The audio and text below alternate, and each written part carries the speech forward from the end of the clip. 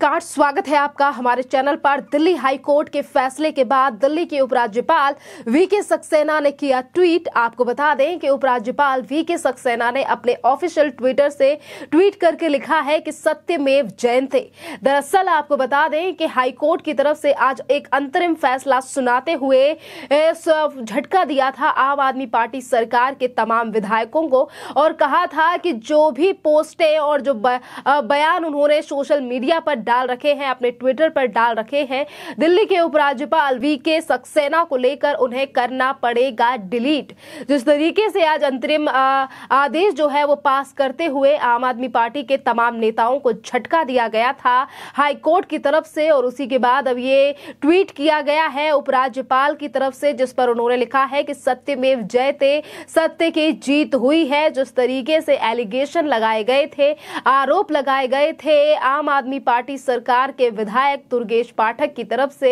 दिल्ली के उपराज्यपाल वीके सक्सेना के ऊपर कि 2014 में उन्होंने किया था 1400 करोड़ रुपए का घोटाला। इस पूरे मामले को लेकर उपराज्यपाल वीके सक्सेना ने हाई कोर्ट में डाली थी याचिका और आज उस याचिका पर सुनवाई करते हुए अंतरिम फैसला सुना दिया है हाई कोर्ट ने। और हाई कोर्ट ने कहा है कि तमाम जो पोस्ट हैं वो डिलीट करने पड़ेंगे आम आदमी पार्टी के उन तमाम नेताओं को जिन्होंने किए थे पोस्ट, चाहे फिर वो आतिशी मारलेना हो, दुर्गेश पाठक या फिर सौरभ भारद्वाज, और इसी के साथ तमाम और भी जो लोग थे उन लोगों को भी पोस्टें करने पड़ेंगे डिलीट।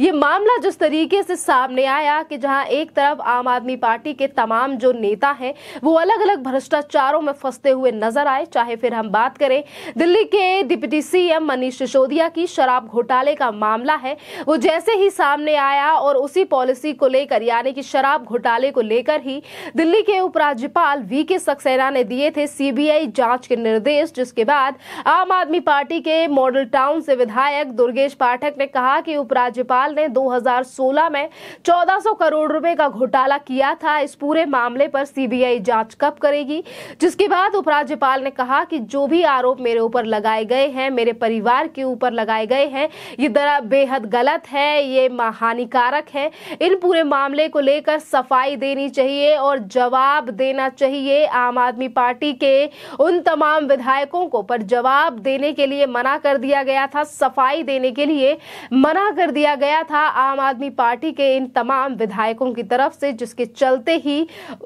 उपराज्यपाल वीके सक्सेना ने हाई कोर्ट में लगाई थी याचिका, जिस पर एक बार ही नहीं बल्कि 22 सितंबर को भी हाई कोर्ट ने सुनवाई की थी और उस समय पर आदेश जो है, जो फैसला है उसे सुरक्षित रख लिया गया था, जिस पर आज फिर से एक बार सुनवाई करते हुए ये झटका दिया गया है आम आदमी पार्टी सरकार के तमाम उन विधायकों को जिनकी तरफ से ये एलिगेशन लगाए गए थे उपराज्यपाल वीके सक्सेना की तरफ से। अगर दिल्ली की सियासत की बात की जाए तो दिल्ली सरकार जो कि आम आदमी पार्टी की सरकार है, अरविंद केजरीवाल मुख्यमंत्री हैं, उनका हमेशा से ही 36 का आंकड़ा नजर आया है। दिल्ली के उपराज्यपाल वीके सक्सेना के साथ जब से उन्होंने ये कमान संभाली है, कभी ये कहा जाता है कि बीजेपी के कहने पर काम कर रहे हैं उपराज्यपाल, तो वहीं शराब पॉलिसी को लेकर भी उपराज्यपाल ने सीबीआई के निर्देश दिए थे और जिसके बाद जिस तरीके से आम आदमी पार्टी के जो नेता हैं उनकी मुश्किलें लगातार बढ़ती हुई नजर आई है।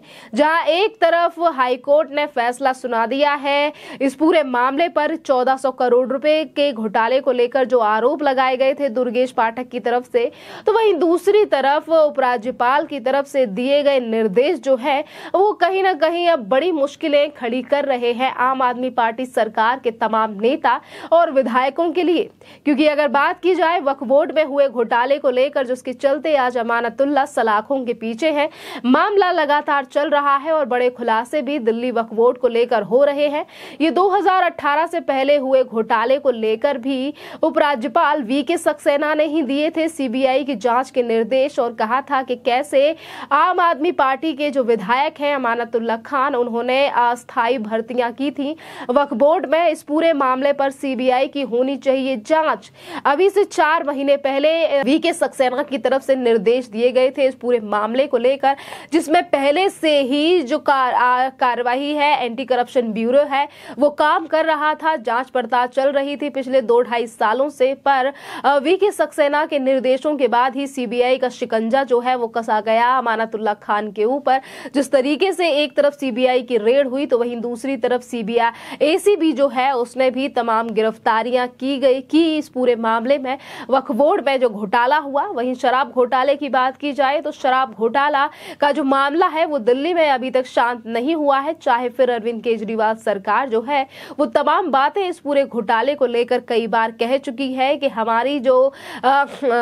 पॉपुलैरिटी है वो गुजरात में बढ़ रही है, गुजरात में विधानसभा के चुनाव आने वाले हैं। पर वहीं दिल्ली में जो घोटाले आम आदमी पार्टी सरकार के तमाम नेताओं के द्वारा किए गए हैं ये काफी ज्यादा बड़ी मुश्किलें खड़ी कर रहे हैं आज अरविंद केजरीवाल सरकार के सामने, क्योंकि वीके सक्सेना जो कि दिल्ली के उपराज्यपाल है वो पहले वक्फ बोर्ड के मामले में उन्होंने सीबीआई के निर्देश दिए, तो वहीं दूसरी तरफ शराब घोटाले को लेकर भी वो पहले ही कह चुके हैं कि इस पूरे मामले में सीबीआई की जांच होनी चाहिए। और इन तमाम चीजों से बचने के लिए ही आम आदमी पार्टी के इन तमाम विधायकों ने आरोप लगाया दिल्ली के उपराज्यपाल वीके सक्सेना के ऊपर और सफाई भी देने से मना कर दिया जब उनसे नोटिस भेजकर जवाब मांगा गया कि आपने किस आधार पर ये एलिगेशन लगाए हैं। अब देखना अहम रहेगा कि जहां एक तरफ कोर्ट की तरफ से बड़ा झटका लगा है, दुर्गेश पाठक, आरती शिमालेना और सौरभ भारद्वाज ये तीनों ही आम आदमी पार्टी के विधायक हैं और आज तीनों को लेकर ही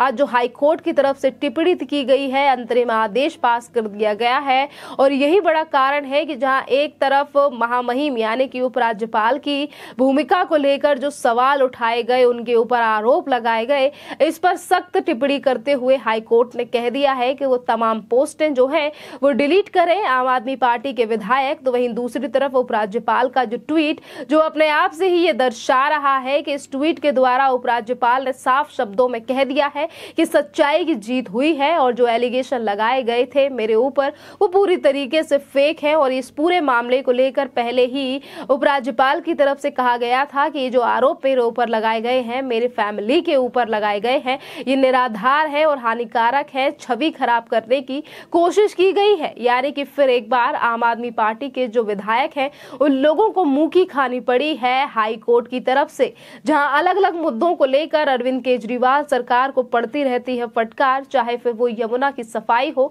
या फिर दिल्ली में किए गए आम आदमी पार्टी सरकार के तमाम नेताओं के भ्रष्टाचार या घोटाले हों। और आज जिस तरीके से फेक एलिगेशन लगाए गए, आरोप लगाए गए, उसको लेकर भी तमाम जो समस्याएं हैं वो खड़ी होती दिखाई दे रही हैं आम आदमी पार्टी सरकार के सामने। जहां एक तरफ अमानतुल्लाह खान है सलाखों के पीछे, तो वहीं दूसरी तरफ अरविंद केजरीवाल भी कई बार कह चुके हैं कि अगर शराब घोटाले में है मनीष सिसोदिया का हाथ और है वो गुनहगार तो उनकी भी गिरफ्तारी हो जानी चाहिए। यानी कि एक एक करके आम आदमी पार्टी के सरकार के जो नेता हैं, विधायक हैं, पार्षद हैं, वो एक एक करके जेल का रास्ता देख रहे हैं। चाहे फिर हम बात करें ताहिर हुसैन की या फिर इसके बाद रिश्वत लेती गई पकड़ी गई आम आदमी पार्टी की पार्षद ही गीता रावत या फिर इसके बाद सत्येंद्र जैन, अमानतुल्लाह खान, और अब लटकी हुई है ये गिरफ्तारी की तलवार दिल्ली के डिप्टी सीएम और शिक्षा मिनिस्टर मनीष सिसोदिया को लेकर। क्योंकि जहां एक तरफ दिल्ली में हुआ है शराब का करोड़ों का घोटाला, तो वहीं दूसरी तरफ शिक्षा मॉडल को लेकर भी आज पूरी दिल्ली में उठ रहे हैं सवाल कि कैसे उन्होंने टॉयलेट का निर्माण कर बताया, क्लासरूम का डिजाइन, और बताया कि ये बनाए गए हैं हमारी तरफ से 35 से 30 लाख रुपए में क्लासरूम। तमाम जो घोटाले हैं आज दिल्ली सरकार के सामने आ रहे हैं। और वहीं दूसरी तरफ आम आदमी पार्टी सरकार के नेताओं के द्वारा लगाए गए एलिगेशंस को लेकर आज खुद ही नेता फंसते हुए नजर आ रहे हैं। चाहे फिर वो असम के मुख्यमंत्री हेमंत बिश्व शर्मा के द्वारा डाली गई एक याचिका हो जो कि मनीष सिसोदिया के खिलाफ है कि कैसे उनकी बीवी के ऊपर लगाया गया था पीपी किट के मामले को लेकर आरोप, तो वहीं दूसरी तरफ उपराज्यपाल के मामले में भी आज बड़ी चोट खानी पड़ी है आम आदमी पार्टी के इन तमाम विधायकों को, वो भी हाई कोर्ट से। खैर, इस पूरे मामले पर आपकी जो भी राय हो आप हमें कमेंट करके जरूर बताइए। धन्यवाद।